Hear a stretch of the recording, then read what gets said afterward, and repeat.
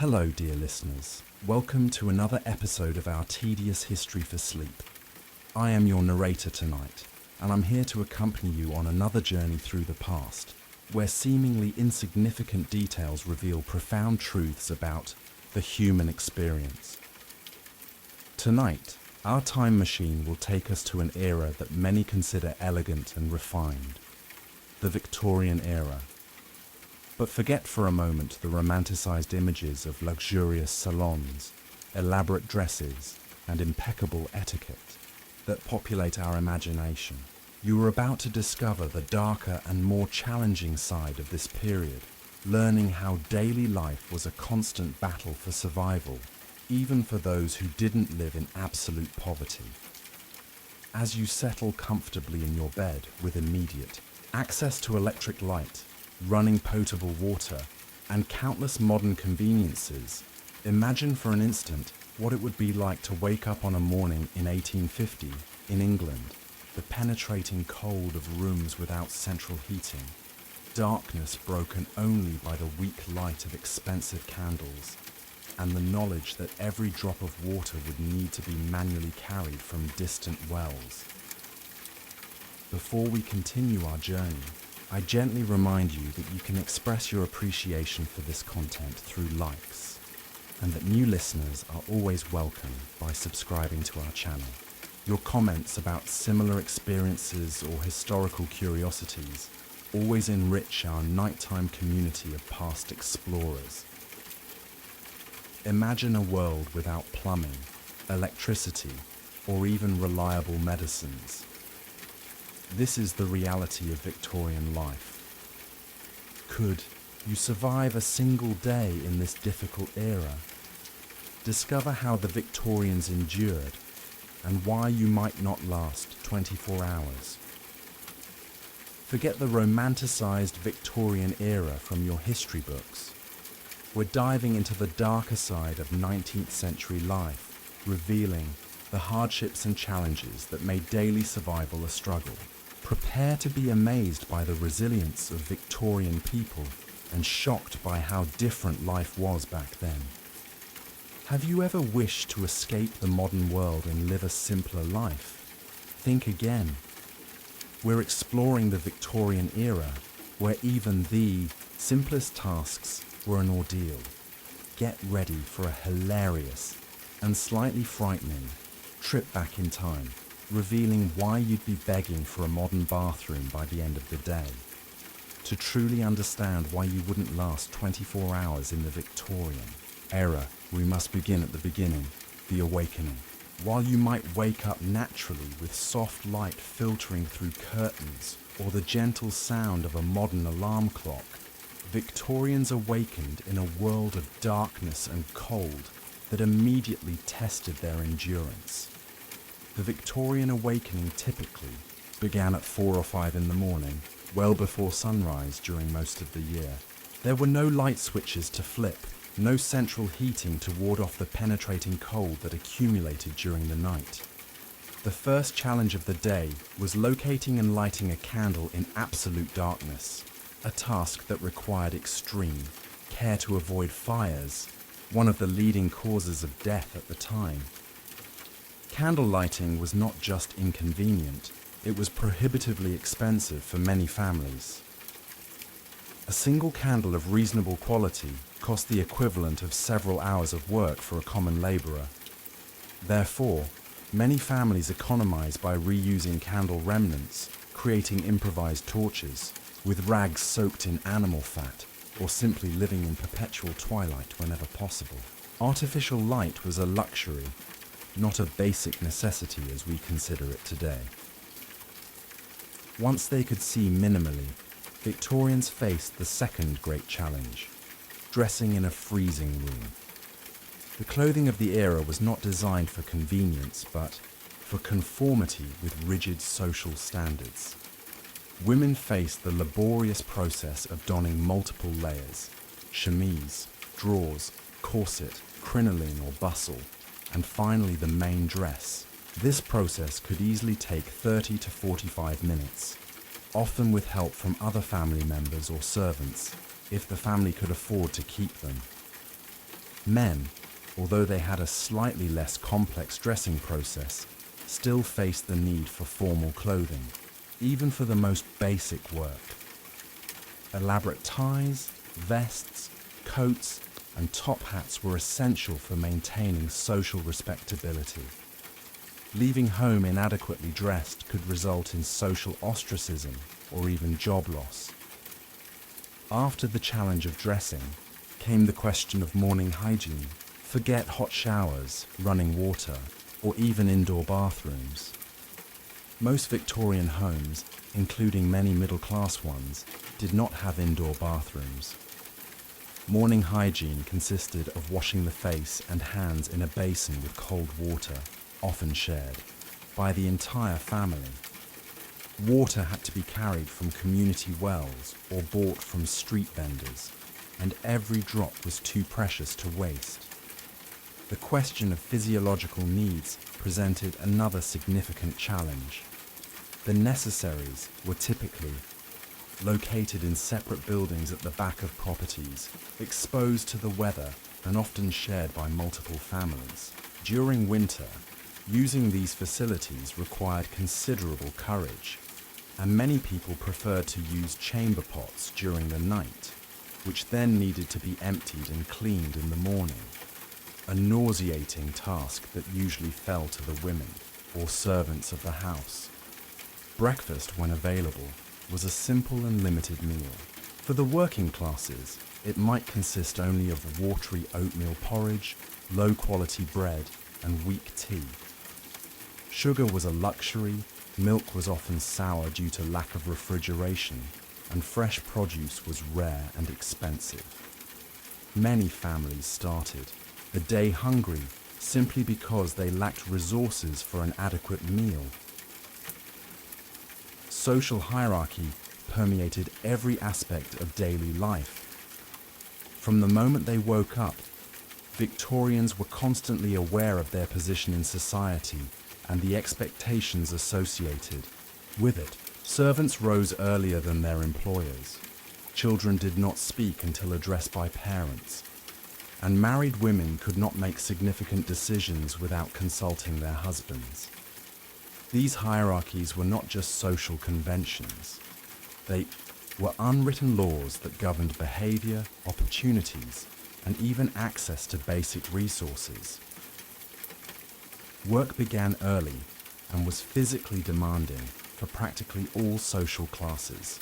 Workers walked miles to factories where they worked 12 to 16 hours a day in dangerous conditions.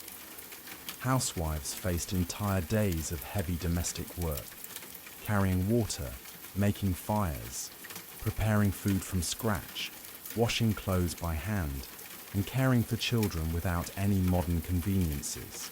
Even upper-class members had rigidly structured days of social obligations, handwritten correspondence, and supervision of complex properties. Leisure time, as we know it today, simply did not exist for most people. On Sundays, the theoretically rest day, people were expected to attend long religious services, where sleeping or showing discomfort was considered deeply disrespectful.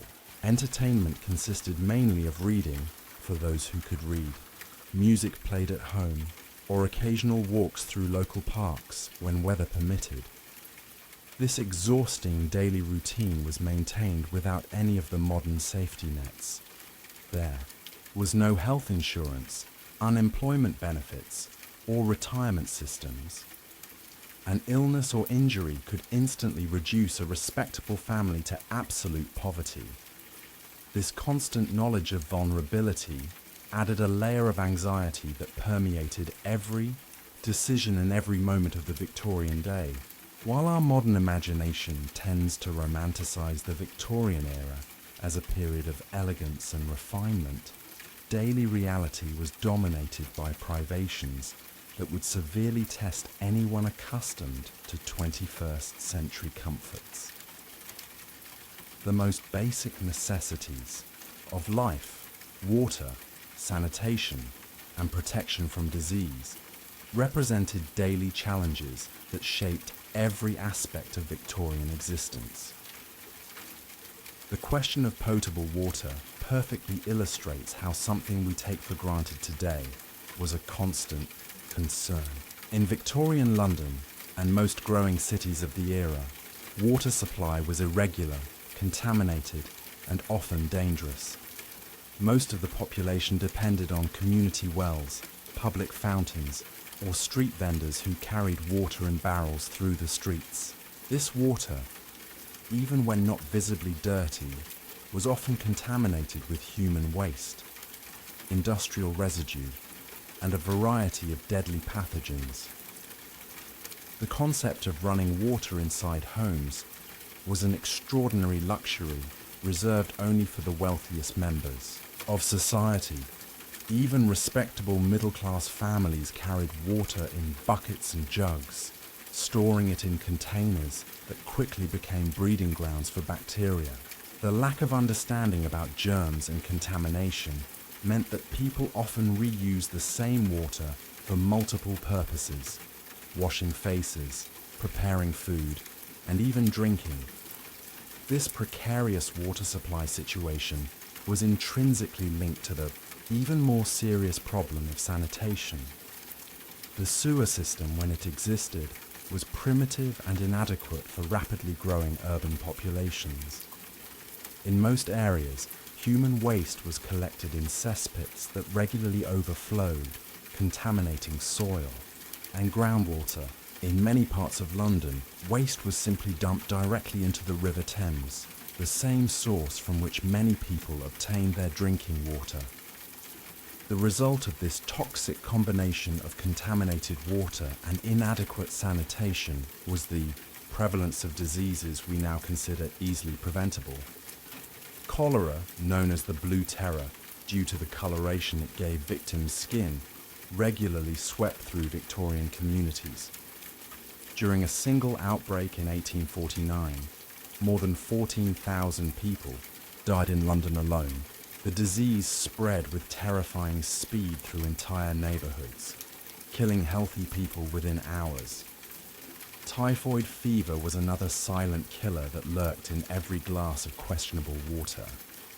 Unlike cholera, which killed quickly, typhoid fever tortured its victims with weeks of high fever, delirium, and excruciating abdominal pain before often leading them to death.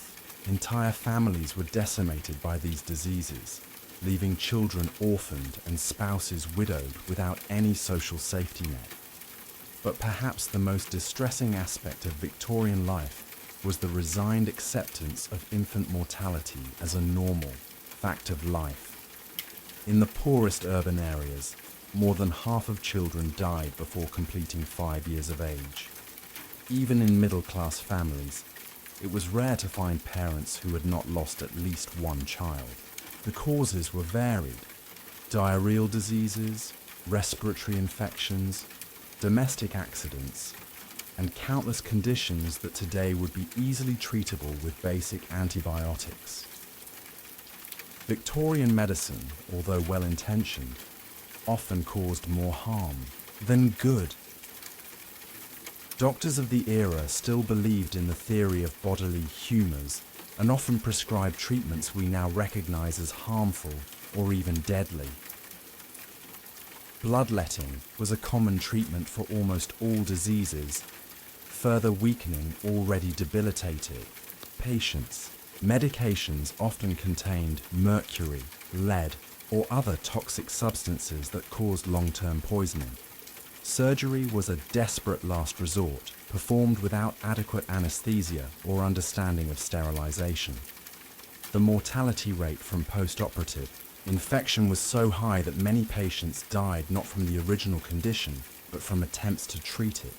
Hospitals were often considered places where one went to die, not to heal, and many people preferred to suffer at home rather than seek medical help.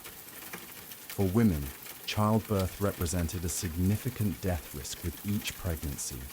Maternal mortality was shockingly high, and many women wrote farewell letters before each birth, aware they might not survive. The lack of understanding about hygiene during childbirth meant that puerperal infections, childbed fever killed many mothers in the days following what should have been the happiest moment of their lives. Working conditions further aggravated health risks. Factories were dangerous environments where mutilating accidents were daily occurrences. Machines without protection tore off fingers, entire arms, or trapped workers in deadly gears. Constant inhalation of textile fibers caused chronic lung diseases that condemned workers to slow, painful deaths by suffocation. Miners faced even greater risks: cave-ins, gas explosions, and the constant threat of being trapped underground. Pneumoconiosis, or black lung, was so common among miners that it was simply accepted as an inevitable result of the profession. 30-year-old men coughed blood and struggled to breathe, aging decades in a few years of underground work. Even apparently safe jobs presented hidden dangers. Clerks and accountants developed severe vision problems, working in the dim light of candles. Seamstresses suffered spinal deformities from long hours bent over their work. Domestic servants faced regular burns from coal stoves and injuries from carrying heavy objects without mechanical assistance. Limited understanding of nutrition meant that even relatively prosperous families suffered from deficiencies that today would be easily avoided. Scurvy was not limited to sailors. It was common in urban communities where fresh fruits and vegetables were rare and expensive. Rickets deformed children's bones growing without adequate sun exposure or sufficient calcium.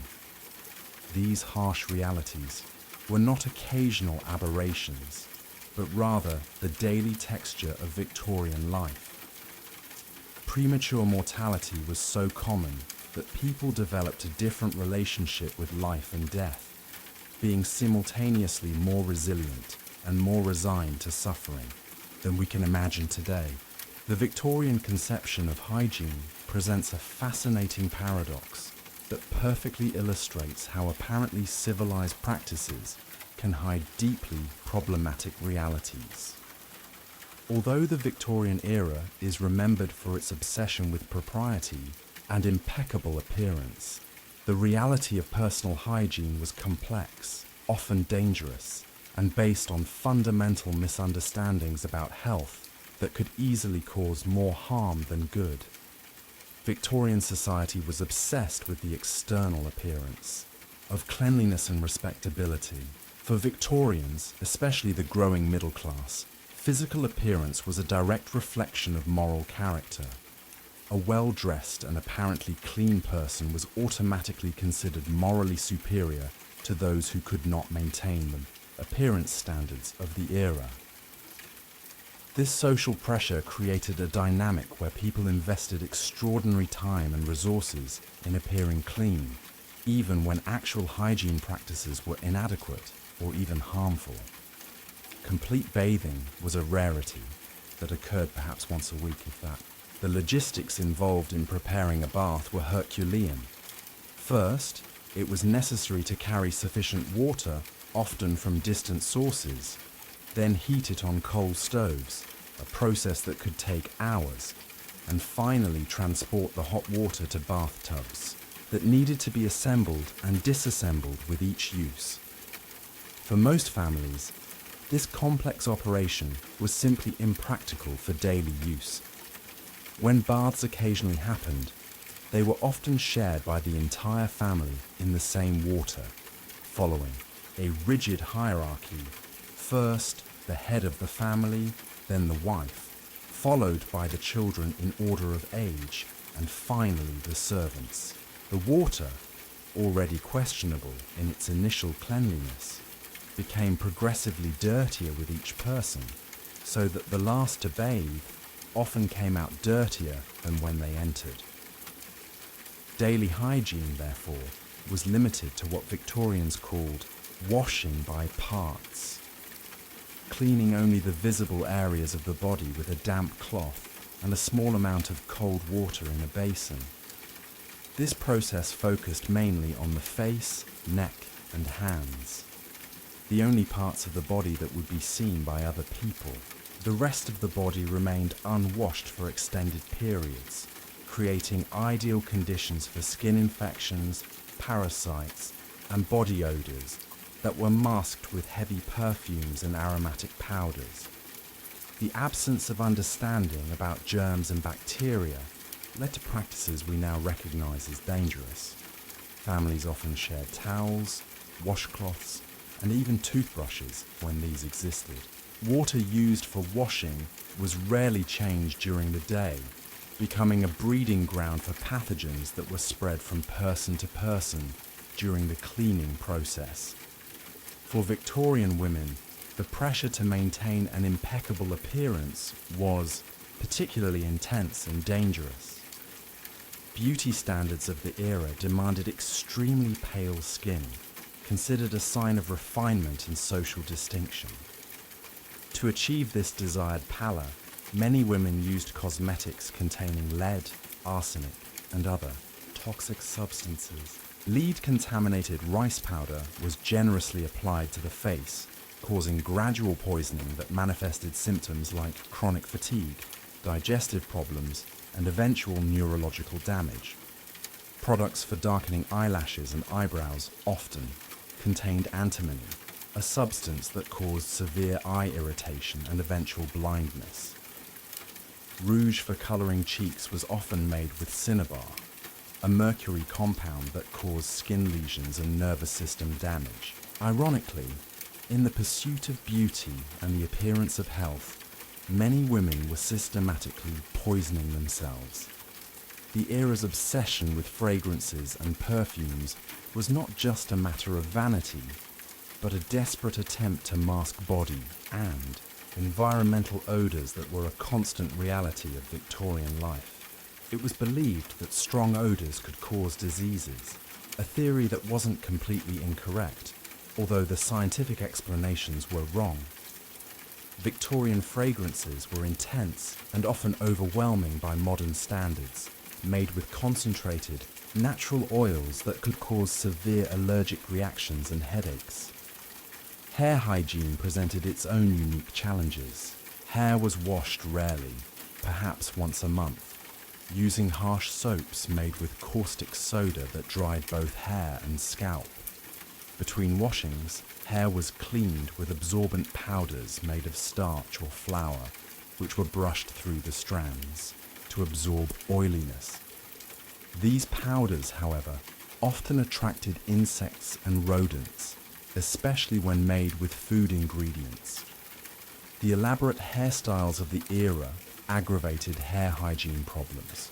Women constructed complex arrangements that could take hours to create and were maintained for days or weeks without dismantling. These hairstyles became literal nests for insects, dirt, and odors. It was common to find lice, fleas, and even small rodents living in fashionable women's hair. Dental hygiene was practically non-existent in the form we know today. Toothbrushes were rare luxuries, made with boar bristles that often caused more damage to gums than benefits. Most people simply rinsed their mouths with water, or, in the best circumstances, rubbed their teeth with rough cloths. Toothpastes, often, contained abrasive substances like powdered charcoal or ground brick that wore away tooth enamel. The consequences of this inadequate hygiene were severe and visible. Halitosis was so common that it was considered normal, and rotten teeth were accepted as an inevitable fact of adult life. Chronic gum infections caused not only constant pain, but also systemic infections that could be fatal. Tooth loss began early in life, and dental prosthetics, when available, were often made with teeth extracted from corpses or soldiers killed in battle. The central irony of Victorian hygiene was that, despite the cultural obsession with cleanliness and propriety, actual practices often promoted exactly the opposite: disease, discomfort, and decline in physical health. This dissonance between appearance and reality became a perfect metaphor for many aspects of Victorian society, where respectable facades often hid problematic and even dangerous realities. Food and diet in the Victorian era reveals perhaps the starkest contrast between life then and our modern standards, demonstrating how the daily search for adequate nutrition was a constant struggle that determined not only physical health, but also social position and life prospects for individuals and entire families. The typical Victorian diet was dominated by carbohydrate-rich foods poor in essential nutrients, creating a chronically malnourished population even among those who technically had enough to eat.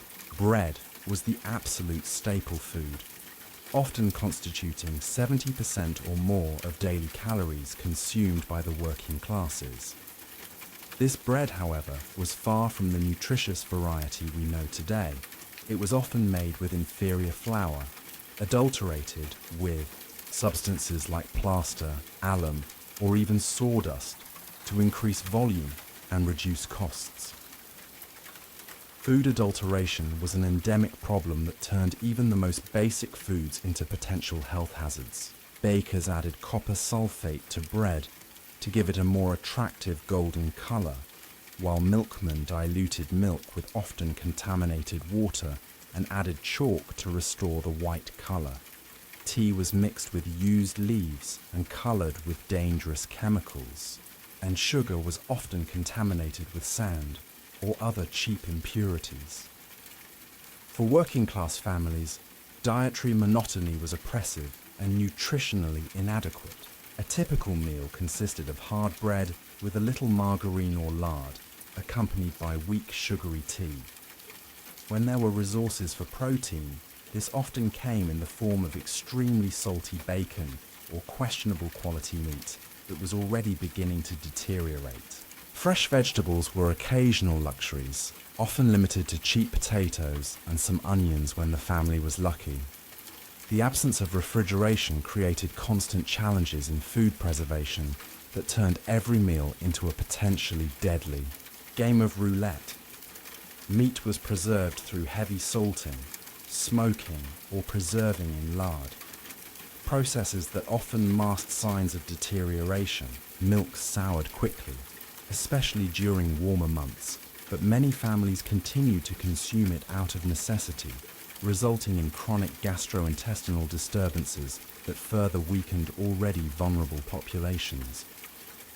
The situation became even more desperate during winter months, when fresh foods practically disappeared from markets or became prohibitively expensive. Families survived on diets composed almost entirely of preserved foods, salted meat, hard bread, stored potatoes that were often sprouting or rotting, and pickled vegetables that had lost most of their nutritional value. This inadequate diet created widespread nutritional deficiencies that manifested symptoms we easily recognize today, but which at the time were simply accepted as normal parts of life. Scurvy, caused by lack of vitamin C, was not limited to sailors on long voyages. It was common in urban communities, where fresh fruits and vegetables were rarities. The symptoms, falling teeth, wounds that wouldn't heal, extreme fatigue, were often attributed to weak constitutions or personal moral failings. Rickets deformed children's legs who grew up without adequate sun exposure or sufficient calcium consumption. In polluted industrial areas, where factory smoke blocked sunlight, practically all children showed some degree of bone deformity. These children grew up with bowed legs, curved spines, and weak bone structures that would accompany them for the rest of their lives, limiting their work capacity and perpetuating cycles of poverty. Anemia was so prevalent that extreme pallor was considered a sign of refinement among the upper classes, who didn't realize that their elegant paleness was often a sign of nutritional deficiency. Women were particularly vulnerable. facing increased nutritional demands due to frequent pregnancies, while consuming inadequate diets that couldn't sustain either their own basic needs or those of developing babies. For those who could afford a more varied diet, other problems arose. The middle and upper classes often consumed excessive amounts of rich meat and sugary foods. While avoiding fruits and vegetables they considered poor people's food. This diet, rich in fat and sugar, combined with lack of adequate physical exercise, led to problems like gout, diabetes, and cardiovascular diseases that were epidemic among the more privileged classes. The Victorian obsession with food etiquette sometimes directly conflicted with nutritional health. It was considered vulgar to eat with hands, lick lips, or show excessive pleasure with food. For women especially, it was expected that they eat minimal portions in public to maintain a delicate and refined appearance, even when they were literally starving. Many upper-class women suffered from chronic malnutrition, not from lack of resources, but from social pressures that made it inappropriate to consume adequate amounts of food.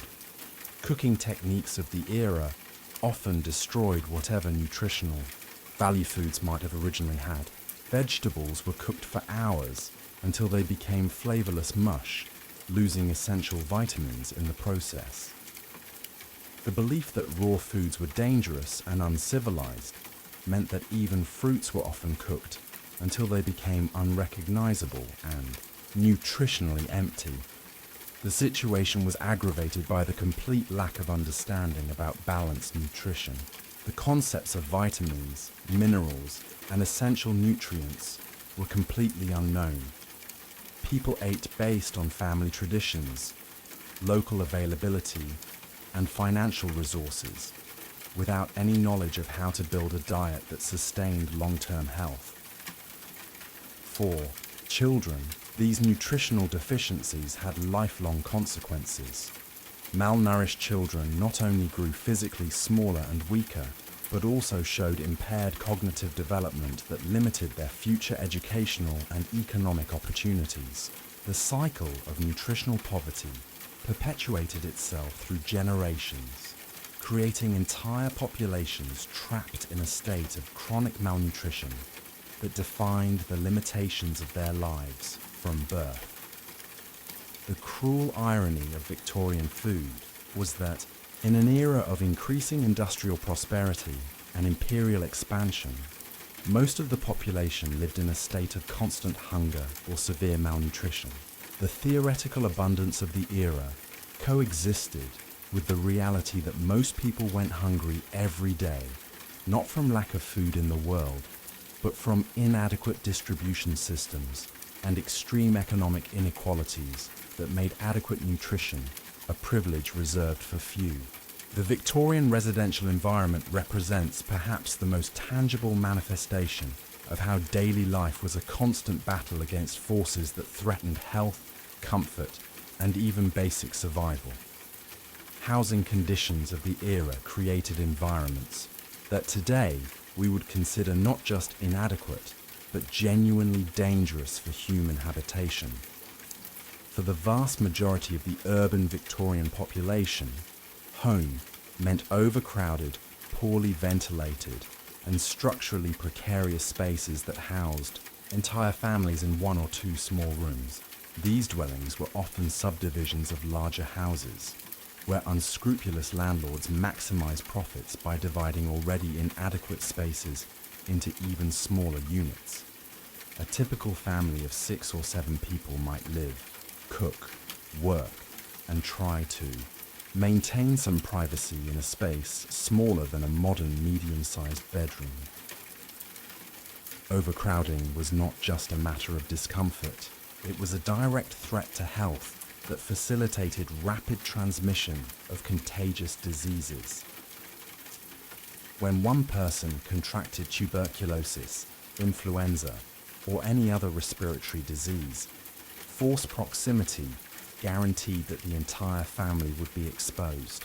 Children, with still developing immune systems, were particularly vulnerable, and it was not uncommon to lose multiple children within weeks when diseases arrived at these densely populated dwellings.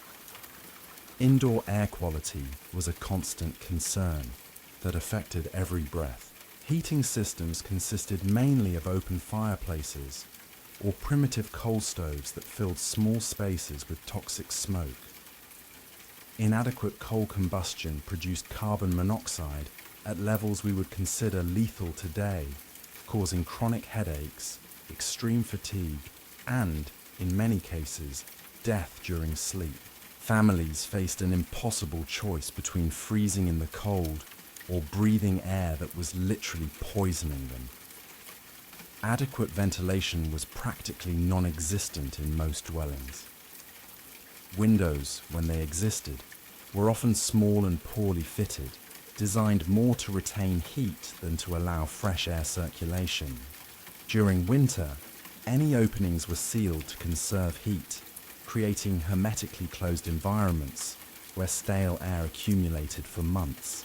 The result was a thick interior atmosphere of body odors, coal smoke, cooking vapors, and decomposition gases that created an almost toxic environment. Building structures were often dangerously inadequate, quickly constructed with low-quality materials to maximize profits. Rotten floors gave way without warning. Poorly constructed walls collapsed, and leaking roofs created constant humidity conditions that promoted fungus and mold growth. These conditions not only caused chronic respiratory problems, but also created environments where diseases thrived. The question of natural lighting turned the simple act of seeing into a daily challenge. Many workers' dwellings were built in interior courtyards surrounded by tall buildings, creating light wells that rarely received direct sunlight. Families spent entire days in perpetual twilight, depending on expensive candles for any artificial illumination. This lack of light not only made basic tasks like sewing or reading difficult, but also contributed to vitamin D deficiencies that caused widespread bone problems. Noise was a form of pollution that Victorians constantly faced without any understanding of its effects on mental health. Overcrowded housing meant that acoustic privacy was impossible. Conversations, arguments, babies crying, sick people coughing, and domestic work noises mixed in a constant cacophony that made true mental rest practically impossible. This chronic acoustic stress contributed to mental health problems that were poorly understood at the time. Shared sanitary facilities created situations we would consider unacceptable even in emergency situations today. Often, 20 or 30 families shared a single outdoor toilet, creating desperate morning queues and deplorable hygiene conditions. These shared bathrooms were rarely cleaned adequately and became disease centers that spread rapidly through densely populated communities. Domestic waste management presented daily challenges that turned everyday life into a constant battle against dirt and odors. Without organized garbage collection systems, families accumulated food scraps, coal ashes, old clothes, and other debris in their already cramped living spaces. During winter, when it was impossible to dispose of garbage outside, conditions became genuinely disgusting. For those living in basements, the situation was even more desperate. These underground dwellings were constantly damp, often flooded during heavy rains, and completely devoid of natural light. Entire families literally lived below ground level, in spaces that functioned more like caves than human residences. Constant humidity created ideal conditions for respiratory diseases, rheumatism, and a variety of skin infections. Even middle-class families faced significant residential challenges. Their homes, although larger and better built, still lacked many basic amenities we consider essential. The absence of central heating meant that only 1 or 2 rooms could be heated during winter, forcing families to live in minimal spaces. During the coldest months, unheated bedrooms became literally freezing, with water freezing in basins overnight. Home maintenance was a constant burden that required immense physical effort. Without vacuum cleaners, effective cleaning products, or modern tools, keeping a house clean required hours of hard daily work. Floors needed to be scrubbed by hand, carpets had to be carried outside and beaten, and every surface needed to be cleaned with cloths and homemade products that were often more harmful than useful. Domestic safety was a constant concern in poorly built and poorly maintained dwellings. Fires were a perpetual threat due to the use of candles, open fireplaces, and primitive heating systems.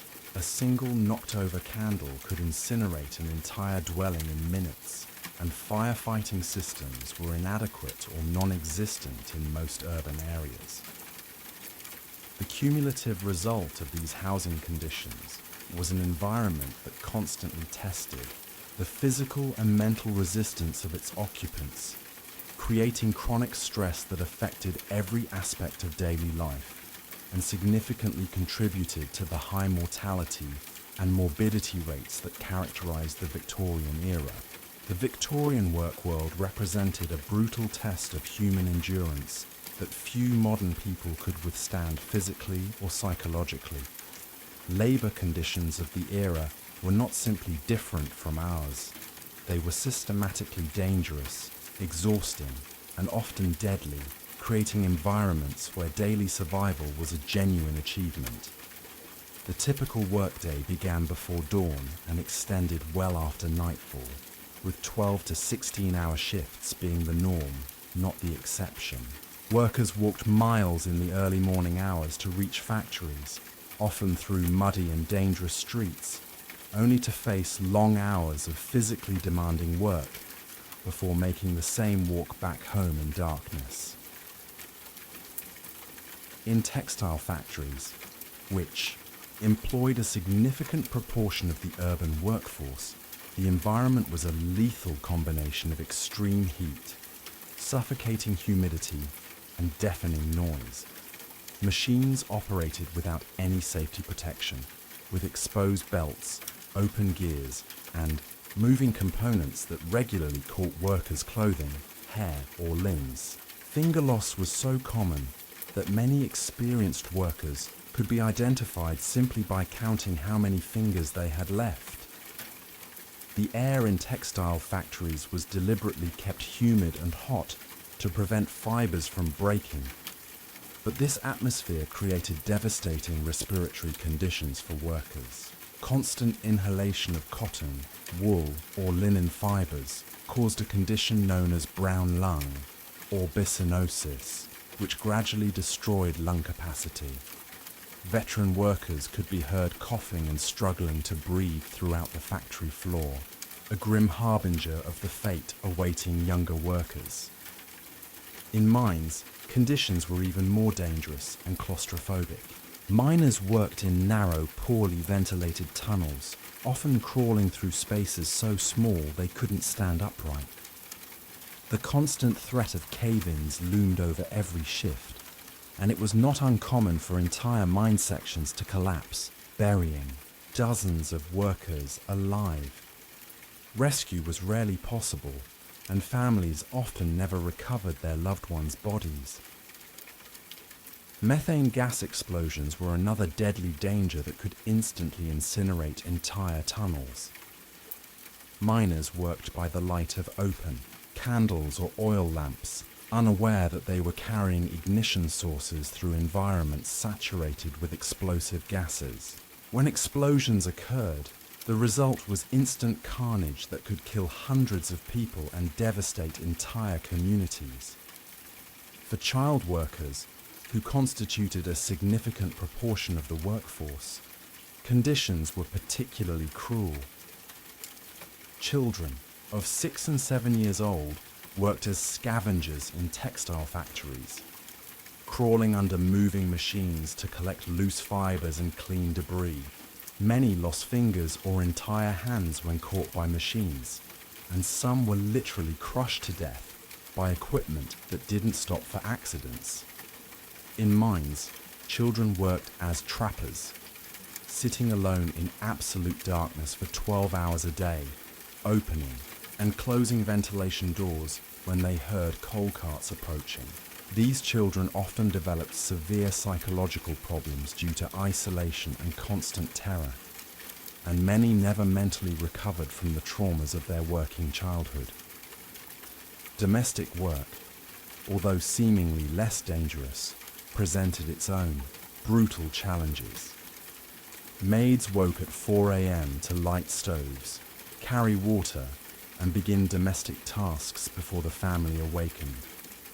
They worked without significant breaks until late at night, performing heavy physical labor like washing clothes by hand, carrying water buckets up and down stairs, and cleaning entire houses without any of the modern tools that make such tasks manageable.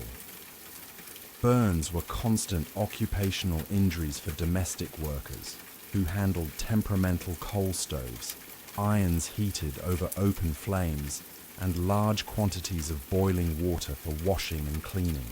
Many maids carried permanent scars from accidents with primitive domestic equipment, and some suffered burns so severe they resulted in fatal infections.